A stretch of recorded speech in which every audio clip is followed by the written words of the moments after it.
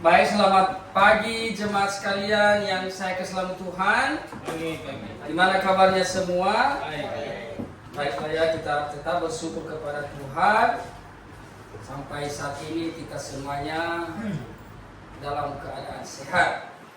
Baik, saya mengajak kita untuk belajar firman Tuhan pada pagi hari ini. Mari kita buka Alkitab kita bersama. Saya mengajak kita untuk belajar satu pasal dari kitab Keluaran.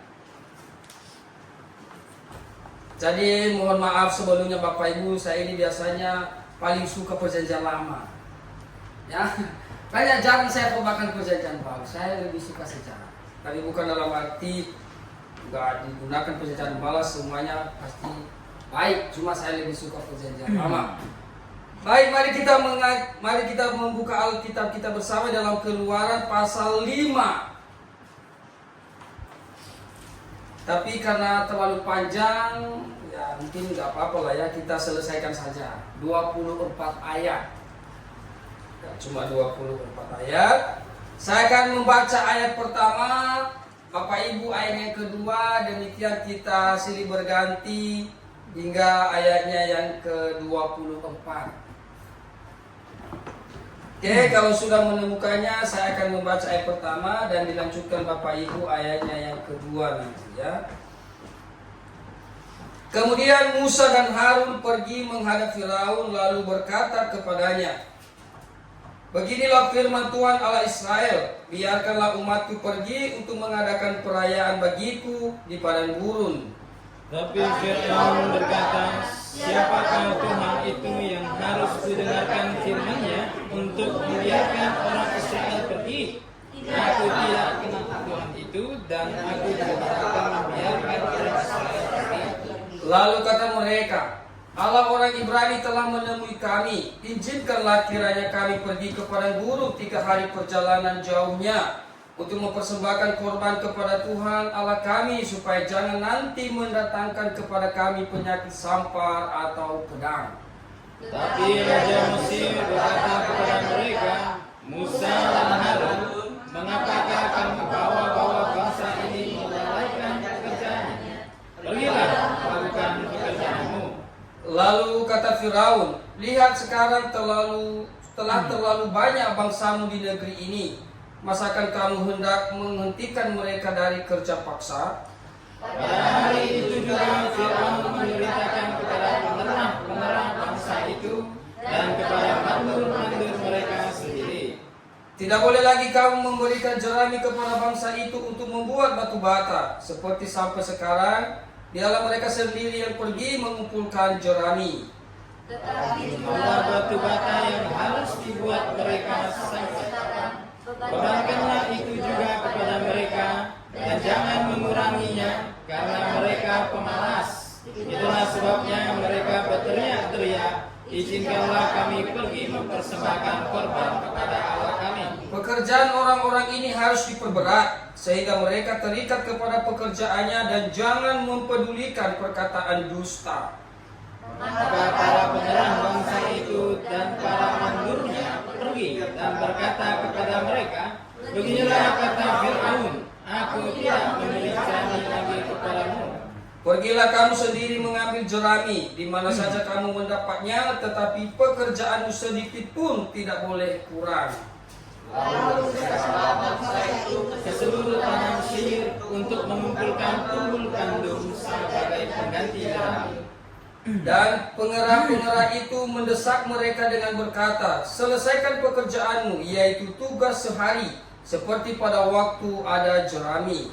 Lalu pengerah-pengerah Firaun memukul mandur-mandur Israel yang mereka angkat sambil bertanya, "Mengapakah kamu pada hari ini tidak menyelesaikan jumlah batu bata yang harus kamu buat seperti kemarin?" Sesudah itu pergilah para mandur Israel kepada Firaun dan mengadukan halnya kepadanya. "Mengapakah Tuanku berlaku seperti itu terhadap hamba-hambamu ini? Jerami tidak diberikan lagi kepada hamba-hambamu ini, tetapi walaupun begitu kami diperintahkan buatlah batu bata, dan dalam kala itu hamba dipukuli, padahal rakyat Tuhan pula yang bersalah." Tetapi ia berkata, pemalas kamu, pemalas. Itulah sebabnya kamu berkata, izinkanlah kami pergi mempersembahkan korban kepada Tuhan. Jadi sekarang pergilah, bekerja, jalani tidak akan diberikan lagi kepadamu, tetapi jumlah batu bata yang sama harus kamu serahkan. Maka mengertilah para mandur Israel bahwa mereka ada dalam keadaan susah, karena dikatakan kepada mereka, kamu tidak boleh mengurangi jumlah batu bata pada tiap-tiap hari. Waktu mereka meninggalkan Fir'aun, berjumpalah mereka dengan Musa dan Harun yang sedang menantikan mereka. Lalu mereka berkata kepada keduanya, kiranya Tuhan memperhatikan perbuatanmu dan menghukumkan kamu, karena kamu telah membusukkan nama kami kepada Firaun dan hamba-hambanya, dan dengan demikian kamu telah memberikan pisau kepada mereka untuk membunuh kami. Lalu Musa kembali menghadap Tuhan, katanya, Tuhan, mengapakah kau perlakukan umat itu begitu bengis? Mengapa pula aku yang kau utus? Sebab sejak aku pergi menghadap Firaun untuk berbicara atas namamu, dengan jahat diperlakukannya umat ini, dan engkau tidak melepaskan umatmu sama sekali. Tapi Tuhan berfirman kepada Musa, sekarang engkau akan melihat apa yang akan kulakukan kepada Fir'aun, sebab dipaksa oleh tangan yang kuat, ia akan membiarkan mereka pergi. Ya, dipaksa oleh tangan yang kuat, ia akan mengusir mereka dari negerinya. Oke, kita berdoa ya.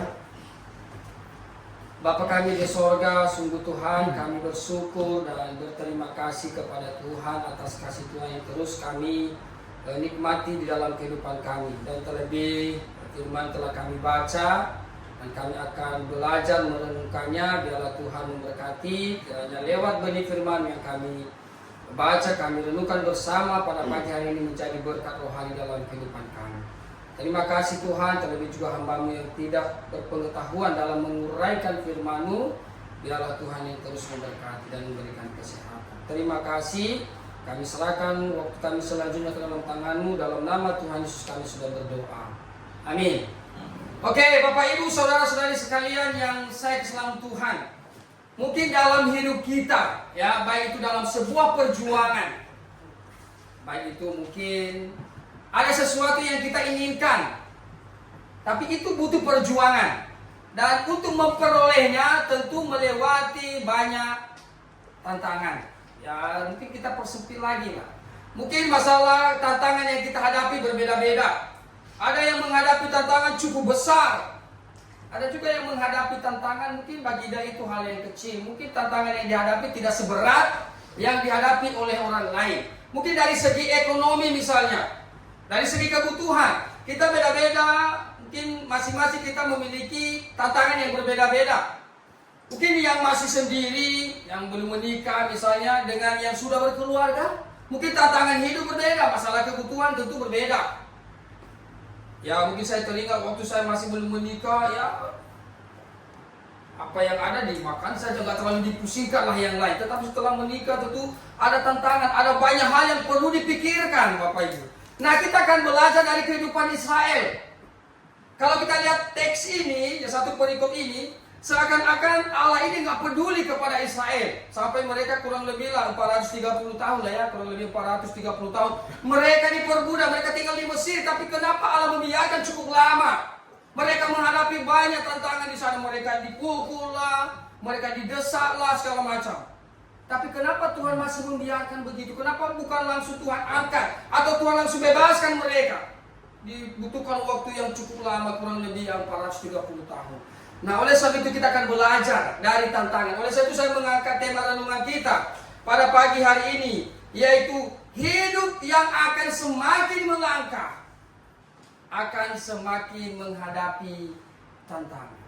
Hidup yang akan semakin melangkah, maka dia akan semakin menghadapi banyak tantangan. Ya, sama seperti kalau dunia pendidikan. Orang yang sekolah misalnya dari SD, mungkin bagi dia mata pelajaran SD masih gampang lah. Masuk ke SMP ada sedikit ya perubahan, lebih berat sedikit. Masuk ke SMA lebih berat lagi. Masuk kuliah misalnya, itu lebih berat lagi. Nah, jadi kita akan lihat tantangan ini pasti berbeda-beda yang akan dihadapi oleh setiap orang. Nah, oleh sebab itu kita fokus kepada Israel. Tantangan apa yang mereka hadapi? Atau hal-hal apa saja yang dirasakan oleh orang Israel selama mereka ada di Mesir. Nah, oleh sebab itu saya mengajak kita untuk belajar beberapa hal dari ke-24 ayat ini. Jadi oleh sebab itu kita akan melihat ada 3 poin. Ya, ada 3 poin mengapa hidup yang semakin melangkah ini akan semakin menghadapi tantangan. Kita mau melangkah, tetapi ada tantangan yang akan kita lewati. Kenapa? Ada beberapa alasan. Oleh sebab itu kita akan lihat ada paling tidak 3 alasan. Mengapa hidup kita yang semakin melangkah, semakin mau maju, atau semakin dekat malah kepada Tuhan, semakin banyak tantangan. Nah, oleh sebab itu kita akan belajar dari hal ini 3 hal, yaitu yang pertama, mengapa hidup yang semakin melangkah akan semakin banyak menghadapi tantangan? Yang pertama, karena di dalam langkah kita, Tuhan pasti akan campur tangan. Jadi dalam setiap langkah kita, Tuhan pasti akan campur tangan. Itu yang dikatakan di ayatnya yang pertama dan ayatnya yang kedua, Bapak Ibu. Saya akan membacanya kembali. Kemudian Musa dan Harun pergi menghadap Firaun, lalu berkata kepadanya, beginilah firman Tuhan Allah Israel, biarkanlah umatku pergi untuk mengadakan perayaan bagiku di padang gurun. Tetapi Firaun berkata, siapakah Tuhan itu yang harus kudengarkan? Firman-Nya untuk membiarkan orang Israel pergi, tidak kukenal. Nah, tidak kenal aku Tuhan itu, dan tidak juga aku akan membiarkan orang Israel pergi.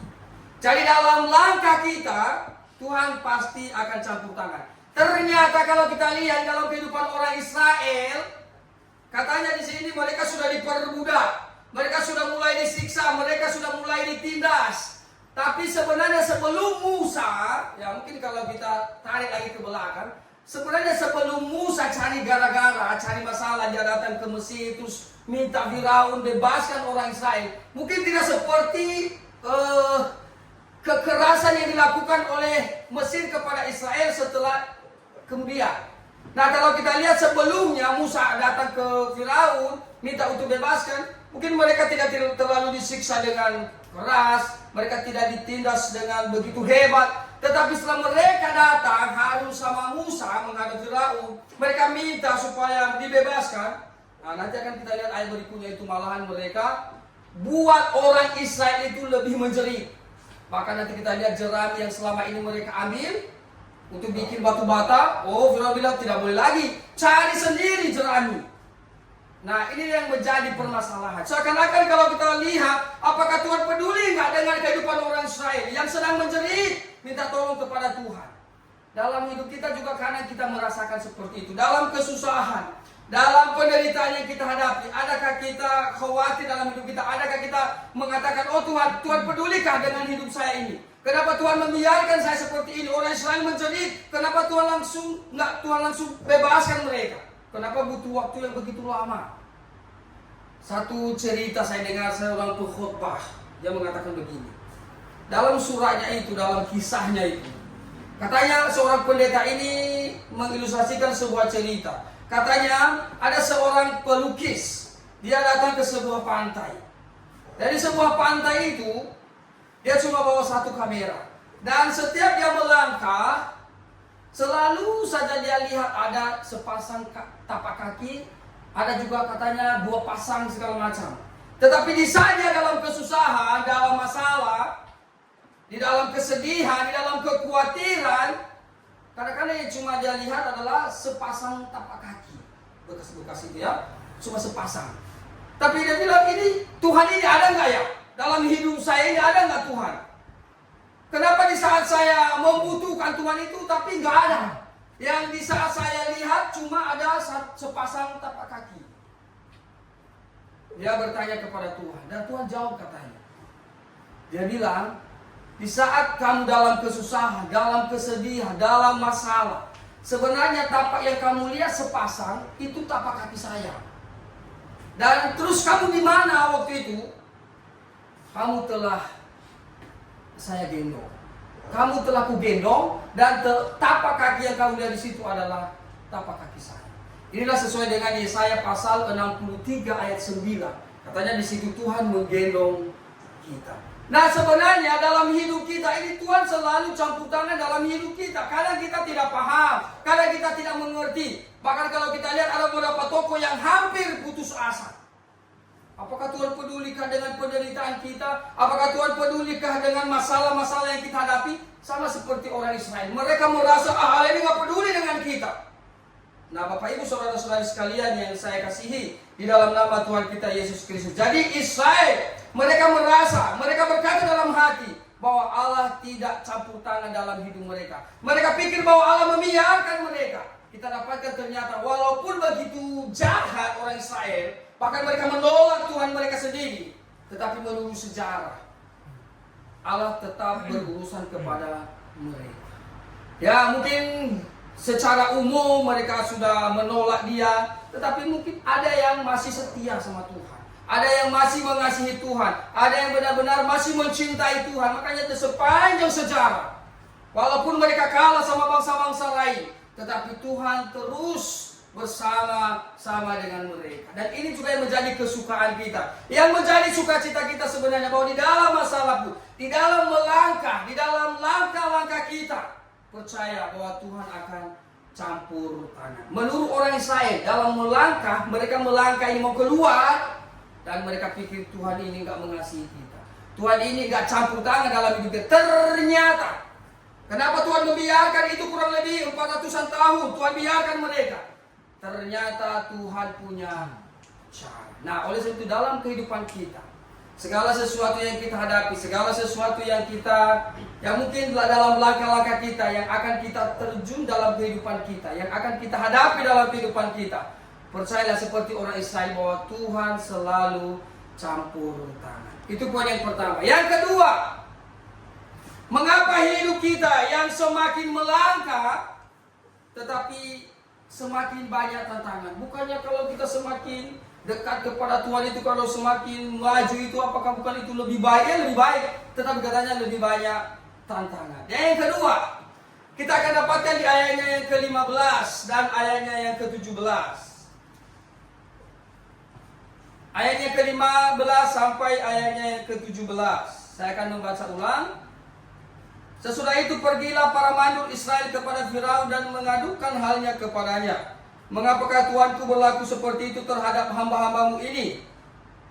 Jerami tidak diberikan lagi kepada hamba-hambamu ini, tetapi walaupun begitu, kami diperintahkan buatlah batu bata, dan dalam pada itu hamba-hamba ini dipukuli, padahal rakyat Tuanku lah yang bersalah. 17. Tetapi ia berkata, pemalas kamu, pemalas. Itulah sebabnya kamu berkata, izinkanlah kami pergi mempersembahkan korban kepada Tuhan. Alasan yang kedua, mengapa ketika kita semakin melangkah, semakin banyak tantangan? Ternyata, alasan yang kedua, karena Allah mau supaya kita tetap kuat dan jangan putus asa. Itulah yang dikatakan di ayat ke-15 sampai ayat ke-17. Pada waktu orang Israel ditindas segala macam, katanya jerami sudah tidak boleh, jerami sudah tidak diberikan lagi kepada Israel, cari sendiri jerami, tetapi batu bata yang harus dicukupkan dalam satu hari harus ada. Dan kalau tidak ada, itulah yang terjadi tadi. Jadi disuruhlah pengerah-pengerah itu yang pukul mereka, ditindas mereka dan lain sebagainya. Tapi di sini kita dapatkan ternyata orang Israel mulai putus asa. Mereka sudah mulai putus asa bahwa Allah ini benar tidak peduli dengan kita. Allah membiarkan kita seperti ini, kita ditindas, kita sudah berteriak kepada Tuhan, tetapi Tuhan tidak mendengarkan kita. Dalam hidup kita juga banyak orang yang seperti itu, yang gagal, yang hancur masa depannya karena putus asa, putus pengharapan. Mungkin karena dia menghadapi tantangan, dia putus pengharapan. Akhirnya apa yang dia pikirkan tidak tercapai karena tantangan yang dia hadapi mungkin bagi dia terlalu besar, sehingga dia putus asa dan tidak tercapai apa yang dia inginkan. Sebuah cerita Bapak Ibu itu pernah saya baca. Ini seorang yang suka yang bukan suka sih, dia sukanya bawa kendaraan, dan pada waktu itu dia belajar bawa mobil. Dia belajar bawa mobil ini, dan belum lama dia latihan bawa mobil, dia sudah menguasai. Dia bisa Yang mundur, dia bisa maju, segala macam lah. Ini biasa aja, semuanya bisa lah. Pada waktu itu pelatihnya berkata, sekarang kan kau udah mahir, udah hebat. Sekarang kita masuk ke kota. Nah, kalau di tempat-tempat kosong, di tempat-tempat sepi, kau bisa. Bisa ke kiri, ke kanan, bisa mundur, bisa maju, segala macam. Nah, sekarang kita masuk ke kota ini. Akhirnya pelatihnya bawa dia ke kota. Pada saat dia bawa ke kota, belum lama sampai, ya belum sampailah ke sana, dia sudah melihat banyak sekali kendaraan. Dan dia mau mendekati kota yang besar, dan sudah mulai berderet di situ semua kendaraan. Dan langsung dia bilang, dia ngomong sama bosnya, pelatihnya, seandainya nggak ada semua kendaraan ini di depan saya, mungkin saya sudah tembus sampai di sana. Dan dia bilang, bos, udahlah itu kerja, kau yang bawa, kau yang nyetir, jadi saya pindah tempatnya. Jadi akhirnya dia putus asa, tidak jadi dia bawa mobil, karena dia berhadapan dengan tantangan itu, terlalu banyak kendaraan, terlalu macet. Tapi kalau misalnya tadi dia cuma sendiri, nggak ada kendaraan lain, enak itu. Nah, dalam hidup kita juga kadang banyak seperti itu, karena ada banyak tantangan dan tantangan itu bagi dia terlalu berat, maka terjadilah putus asa. Ya misalnya kalau kita lihat di dalam Alkitab banyak juga tokoh-tokoh yang hampir putus asa, tapi untung saja tidak putus asa beneran. Ya hampir saja putus asa. Misalnya kita lihat Musa ini salah satunya. Musa ini hampir putus asa, di mana ada banyak kisah-kisah yang menceritakan, yang menggambarkan kepada kita bagaimana dia hampir putus asa dengan perbuatan orang Israel. Salah satunya di sini kalau kita lihat di ayat yang terakhir nanti kalau nggak salah itu, mereka malah menyalahkan si Musa sama Harun. Karena kau katanya, kau menghadap Firaun, kau mengadu kepada Firaun, segala macam. Akhirnya kau sebenarnya yang membuat kami ini akan disiksa seperti ini. Nah, kita dapatkan bahwa banyak juga tokoh-tokoh selain Musa lagi kita bisa dapatkan seperti Yunus misalnya. Pada waktu Tuhan suruh dia dari menolong orang-orang di kota Niniwe pada saat itu. Tapi Yunus berkata, tidak bisa, katanya nggak mau ke sana. Akhirnya dia pergi ke suatu kota yang lain.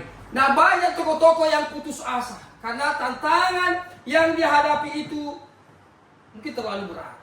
Tetapi ingat, Tuhan mau kita katanya jangan putus asa. Tetapi kita harus tetap kuat menghadapi itu. Kenapa dalam 1 Korintus dikatakan bahwa pencobaan-pencobaan yang kita alami tidak akan melampaui ya standar kita, dia pasti akan memberikan jalan keluar. Pencobaan yang kita hadapi tidak melampaui kekuatan kita, dia pasti akan memberikan solusi. Adakah dalam hati kita berseru kepada Tuhan di saat kita menghadapi tantangan? Seperti orang Israel, mereka bukan berseru malah di sini. Mereka malah menyalahkan si Musa. Oh, gara-gara kalian ini, Harun sama Musa, gara-gara kalian ini. Bukannya mereka bertobat, sebenarnya mereka menyerah diri kepada Tuhan atau mengaku bersalah sama Tuhan. Malah mereka menyalahkan orang lain. Dan banyak yang menjadi pelajaran. Dan selain si Yunus, ada Musa dan ada satu lagi yang menarik juga, yang hampir putus asa dalam Alkitab, yaitu Ayub. Ya, itu tantangan yang dihadapi oleh Ayub itu sangat-sangat berlipat ganda, berat. Rasanya itu sangat berat. Kalau kita baca kisahnya itu sangat-sangat berat. Anak-anaknya semua pada ini mati, segala macam, semua punya dia, milik dia pada hancur semua. Termasuk dia mengalami juga penyakit di badannya, dan juga istrinya juga tidak mendukungnya. Itu sudah berlipat ganda tantangan dalam hidupnya. Tetapi ada satu kalimat yang dia ucapkan di situ. Jangan kita hanya menerima yang baiknya saja, tapi yang buruknya kita tidak mau. Nah, ini yang perlu kita renungkan, bahwa dalam hidup kita Tuhan mau jangan seperti orang Israel yang putus asa, yang tidak memiliki kekuatan untuk berseru kepada Tuhan. Bukan mereka memohon, Tuhan, apa yang harus kami lakukan? Tantangan yang kami hadapi ini terlalu berat.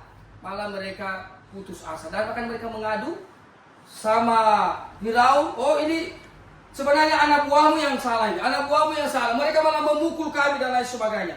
Tetapi kata Firaun apa? Kalian pemalas. Kalian pemalas. Makanya kalian mengadu itu, makanya kalian menghadap supaya kalian keluar, karena kalian itu pemalas. Nah, ada sebenarnya pelajaran.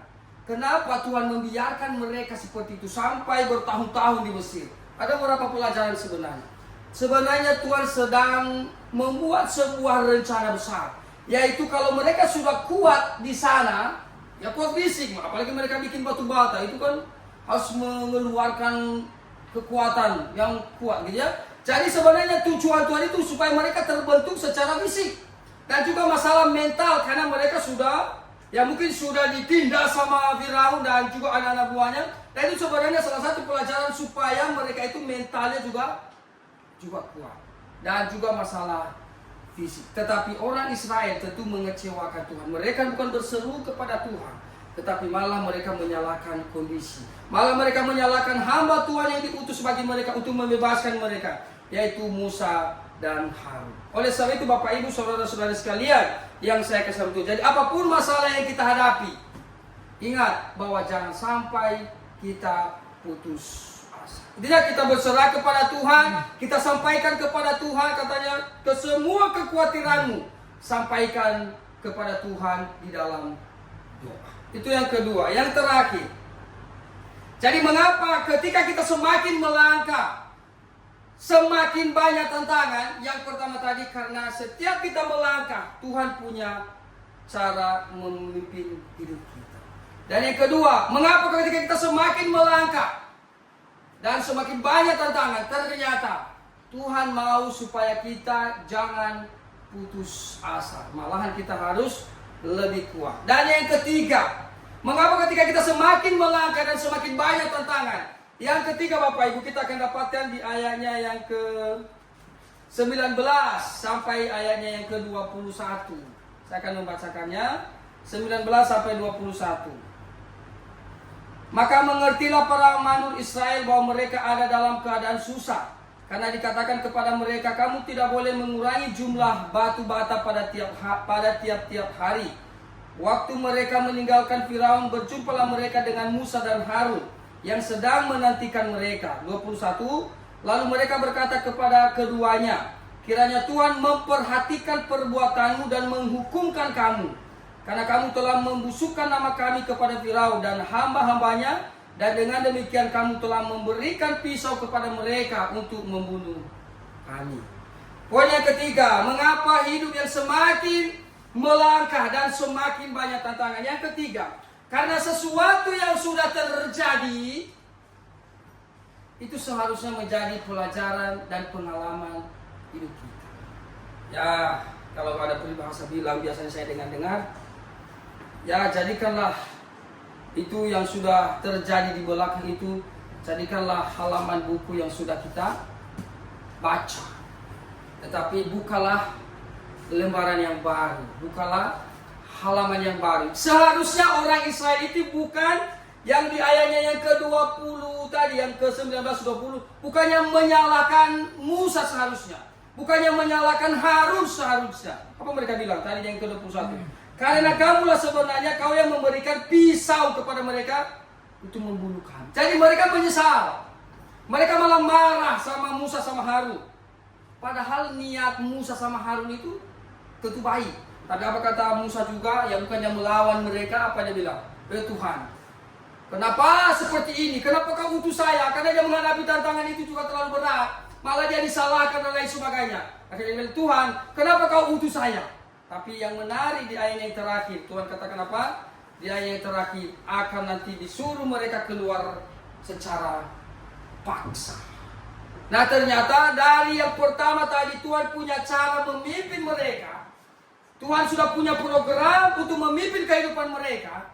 Dan ternyata kalau sudah sampai garis finishnya, maka apa yang terjadi kalau kita baca nanti di kemudiannya pasal selanjutnya, ternyata Firaun bukan lagi katakan ya udahlah pergi kalian, malahan dia mengusir mereka. Berarti sudah terjadilah, sudah tercapailah semua rencana Tuhan bagi orang Israel. Dan ini yang menjadi renungan bagi kita, bahwa seharusnya, alasan yang kedua, karena yang sudah terjadi sebenarnya itu akan menjadi pelajaran dan pengalaman hidup kita. Kita jadikan sesuatu yang sudah terjadi, kita jadikan itu sebagai pelajaran saja. Kadang-kadang dalam hidup kita memang kita akui, kita ngomong pun kadang salah.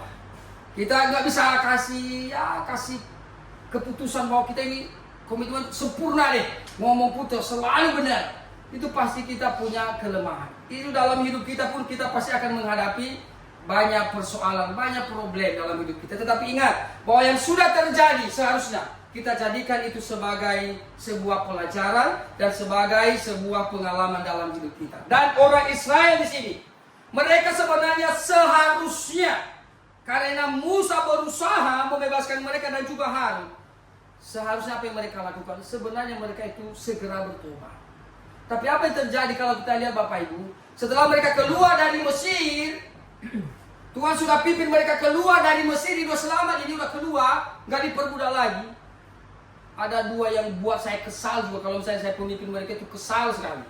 Ada dua yang disesali oleh Musa kesal dengan perbuatan mereka. Apa?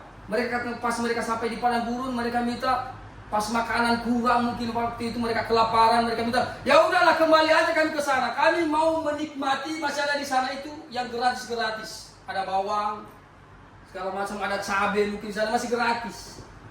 Kesal si Musa ada sekalian ini. Terus kedua lagi yang lebih parah lagi, dia sebentar saja mengambil batu, tapi mereka sudah bikin di bawah itu sudah bikin patung lembu emas.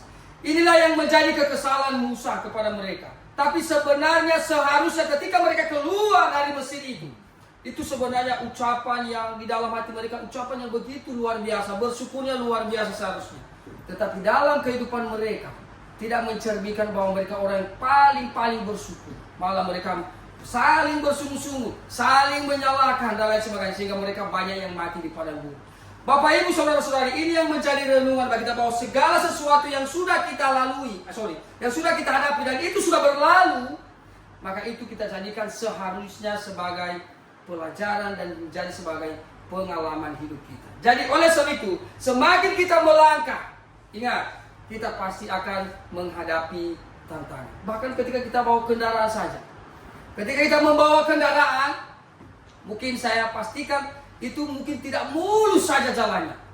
Kita pasti akan dikagetkan dengan lubang, pasti dikagetkan dengan kerikil-kerikil dan lain sebagainya. Itulah tantangan hidup. Apalagi kita sebagai manusia, kita pasti akan menghadapi tantangan hidup. Dan oleh sebab itu ketika kita menghadapi tantangan hidup, apa yang akan kita lakukan? Yang yang kita lakukan dalam hidup kita adalah dua hal. Yang menjadi renungan bagi kita untuk kita renungkan ketika kita menghadapi itu. Yang pertama, hendaklah kita berserah sepenuhnya kepada Tuhan. Hendaklah kita berserah penuh kepada Tuhan, karena Tuhan katakan bahwa Dia akan campur tangan, Dia akan memberikan solusi atas setiap percobaan yang akan kita hadapi. Dan yang kedua, selalu bersyukur kepada Tuhan. Mungkin demikianlah firman Tuhan yang bisa saya bagikan kepada kita pada pagi hari ini. Semoga bisa menjadi pelajaran dalam hidup kita. Minta kesediaan Pak Tommy untuk menutup kita dalam doa. Kita berdoa. Bapa di surga, terima kasih atas pimpinan-Mu, karena Engkau telah memimpin kami dalam belajar firman-Mu. Engkau telah memberikan kami hikmat sehingga kami pada pagi hari ini dapat belajar firman-Mu, dapat mengerti rancangan yang Engkau rancangkan bagi Israel untuk membawa mereka keluar dari tanah Mesir. Terima kasih Bapa. Kami juga berdoa memohon kasih karunia-Mu untuk Penginjil Fahri yang telah mengajar kami pada pagi hari ini.